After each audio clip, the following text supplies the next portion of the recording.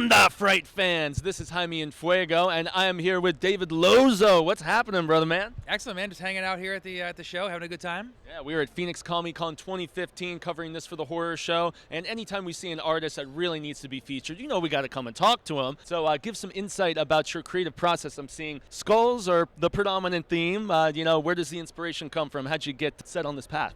Well, definitely. The artwork all kind of starts with Dia de los Muertos, the traditional Mexican holiday, the Day of the Dead. It's the idea of memorializing moments in time, and the skeletal imagery kind of captures those moments and kind of gives me a stepping point. And from there, from a traditional aspect, we apply it to other cultures, other moments in time, from military to Asian, other ways to inspire. I saw some Western stuff that caught my eye too. I mean, a little bit of everything, man. Definitely, a little bit of everything from military to hot rods and everything in between.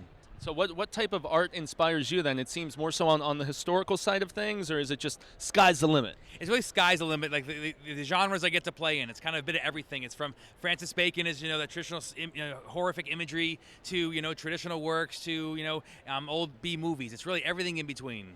So no constraints. You're like, sky's the limit, man. I will just roll and make it spooky any way I can. I'm very fortunate. My collectors kind of allow me to do anything I want to do, so I can play in every little sandbox and have a good time. Obviously, very impressive work. I like the guitar there, being a long-haired dead music man. So that's pretty righteous. Is there a specific artist that inspired you, or just someone who comes to mind whose process kind of lit the spark for you, maybe? Or it's bits and pieces of everybody. Again, it's kind of from Ralph Steadman. That growing up seeing that imagery, it's related to Pink Floyd and that kind of stuff. It's my parents' albums, that kind of stuff. Really to the modern, to the traditional works of Mexican artists, Posada, which is where Day of the Dead imagery of the iconograph typically came from.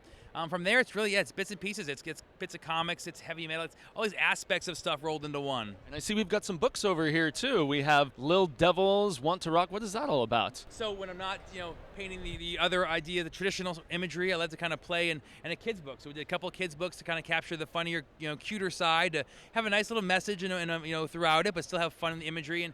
And for me, it's kind of my chance to play with pop culture. Little Devils Learn to Rock. It's them finding their parents' albums and dressing as all these bands. So they're dressing as Queen, as Nirvana, all these different aspects. Oh, dude, that's awesome. Exactly. It's a fun way to kind of capture that and play in pop culture for me. Exceptional. Well, I am so intrigued, and we want to tell all of our viewers to scope out.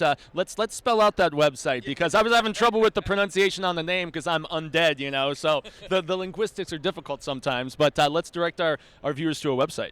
DavidLozeau.com, and it's David and Lozeau, and you can see all my stuff there.